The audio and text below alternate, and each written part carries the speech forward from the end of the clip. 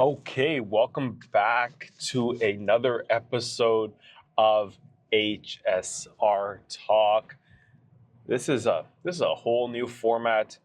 I'm Harpreet, and we're trying something new. So if you're a follower of the show, you're a follower of mine, or you'd like to check out my content, thank you for being here. Thank you for being with us. So if you're listening to this in audio format, it's not going to be any different for you. Now, if you're watching this in video, hello, what's going on? So this is a whole new format I'm trying.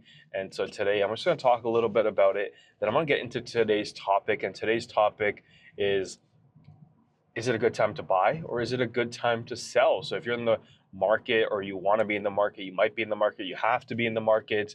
Well, what should you do? So that's what we're going to be talking about. But before we get there, let me just catch you up a little bit what's been happening. So about the last year or so, today is like November 20th, 2024. The last year or so, I've been trying different styles of content, different styles of media, and the podcast. One of the things that I've tried, long format podcast, they call it. So we put out some episodes of like an hour long each. I think the ones we put out were maybe there's some solo ones of me, and then there's me and Jonathan talking. And there's a bunch that I recorded. I just didn't put out. And I'll talk about why. So when you look at what's happening with content and marketing and real estate and podcasts, this whole world. So, I consider myself to be a marketer. Like, I am a student of the game. I'm always trying to learn new marketing skills and techniques and get better at creating content so we can keep doing this and stay relevant as well. And here's what I feel. Every realtor has a podcast, wants a podcast, or tried a podcast. And there's like maybe one or two good ones here in the GTA and in Ontario. Like literally there's one or two good ones that would be worth listening to. Everyone else, I don't know, right? And I don't want to be that I don't know. And what I realized was I took a look at what we were doing and I looked at, is this sustainable? Is it possible? Can I continue to put out, keyword, engaging hour-long episodes every week? And the reality is no, I can't. I couldn't. It's not possible. There is no way that I could create really, really engaging content every week and make it interesting and not make it boring. So that's the issue with real estate podcasts. Most of them are boring. And if I were a consumer, I wouldn't listen to them. You might listen to one or two of them. You might skip through it, but most people are not listening to hour-long ones. And that's if they're going to be relevant and, consistent with real estate. Now, what some people I've noticed have done is, they've started as a real estate podcast, but they've diverted and they've turned it into a business podcast, an entrepreneurship podcast, something much more holistic. And that is not something I want either. If I wanted to make if I wanted to make a entrepreneurship podcast, I could. If I wanted to make a fitness podcast, I could. But that's not what I want. I care for those things, but not enough right now to have a whole podcast dedicated to it. And especially one with like hour-long episodes every week and to make them engaging. So after spending a lot, like last year, thinking about it, talking to people about it, I figured it out, I think. So the new format is going to be short episodes, but higher in frequency. So by short, probably like the 8 to max 15-minute mark. 8 minutes to 15 minutes long, just me, so not interview style. I think a lot of people that have real estate podcasts make it an interview style podcast because they don't know what to talk about. but they can't bring enough value. But that I think I can. I don't have the time to make hour-long episodes every week. But let's say I put out 4 to 5 episodes every week that are shorter, more consumable, and they're going to be more focused as well on a specific topic. At the end of the week, I'm going to have 45 minutes to an hour. And from time to time, there might be specific reasons that we have an interview guest, that we do an hour-long episode, maybe a 2 hour, 3 hour, we'll get into the Joe Rogan style. But those would be very special episodes. But for the most part, we can do these shorter style episodes straight to the point. So that's where I'm at right now. That's what I think I want to do. And I think there's going to be, let's call it a market, or not even a market, that's a very like commercial term. There's going to be people that want to listen to the shorter stuff. And I intend to do this, like if I'm in the office, I have like a podcast set up in the office, right? I can record it there. Or I can record it as I'm out and about. I have multiple ways of recording content and keeping it high quality. For me, I'm a big like audio person, so I want really high quality audio. And I'm really hoping this is coming across really well. I haven't tested this.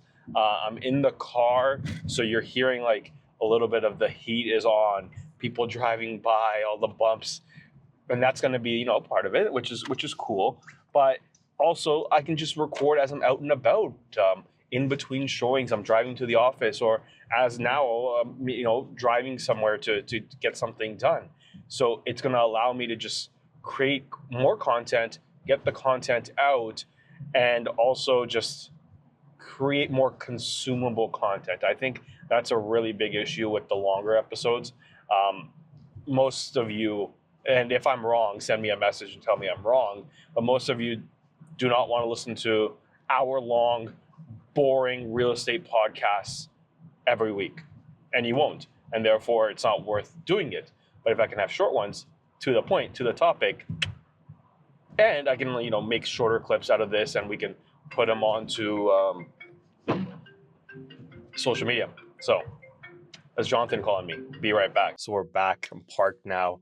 But yeah, as I was saying, that is what I'm going to try with this new stuff. Please, if you're listening, send me a message on Instagram, or send me an email if you want, harpreet@hsr.team. Let me know your thoughts on the shorter, more consumable stuff versus long episodes. Because I'm thinking if somebody wants to listen to something long, we'll have this in a playlist where you can just listen one after the other, and they're going to be straight to the point. Unlike this one, first one is more of a little update as well. But let me get into the topic. If you're a buyer or a seller in this market, what should you do? Is it a good time to buy, or is it a good time to sell? And I've said many times, it can't be both for most people, some exceptions. Like literally in the same market for the person looking for the same type of thing, it can't be a good time to buy, or it can't be a good time to sell, right? Buyers want a good deal. They don't want to be competing with other offers. Sellers want the most amount of money. Sellers usually get the most amount of money when there's multiple offers. And today, November 20th, for the GTA, for the most part, it's a buyer's market if you're looking to buy or sell. And especially with condos in Toronto, it's a buyer's market. So as a seller, if you don't have to sell, now's not the time. You want to wait for the spring. You want to use this time to fix up your home, touch up the paint, do all the stuff that you want to do, declutter, organize, get rid of stuff that's going to help you with moving and packing and all of that as well. Use the next couple months to do that if you can. I know there's some people who are in a situation where they have to sell because they bought another property, or they just need to sell as soon as possible. Hey, then the current market is the reality for you. But if you're not one of those people that is under pressure or has to sell, wait till the spring. Now, if you are a buyer, this is the time to jump in. This is the opportunity to get in the market. The market is expected to get busier in the spring. And when the market gets busier, that means there's going to be more people out and looking. That's going to mean more competition. We're more likely to start seeing multiple offers come the spring. So you're going to be competing against other buyers for the same home. And therefore, prices will go up and you'll have less options. Now you have to make decisions on, foregoing a home inspection, or you're gonna make a decision on going in firm without a financing condition. I never want you to take those risks. So a very competitive market makes it challenging as a buyer. And therefore, right now, you have that opportunity. Right now, we can get offers accepted with a home inspection condition. We can get an offer accepted with a financing condition, 5 or even 7 days for both of those. And on top of that, we can negotiate the price. So if you're a buyer, now's the opportunity to jump in. And then, as a, let me think about this. So if you're a seller, when time comes, you'll be ready, right? So use this time to get your home ready to sell. And that's where we come in, right? I have a whole checklist. I have our HSR Method guide to buying and selling. Right? If send me an email or go to our website. I'll leave the links below and get your copy of that. But really, let's talk about how to get your home ready. So if I always say, if you stay ready, you don't have to get ready.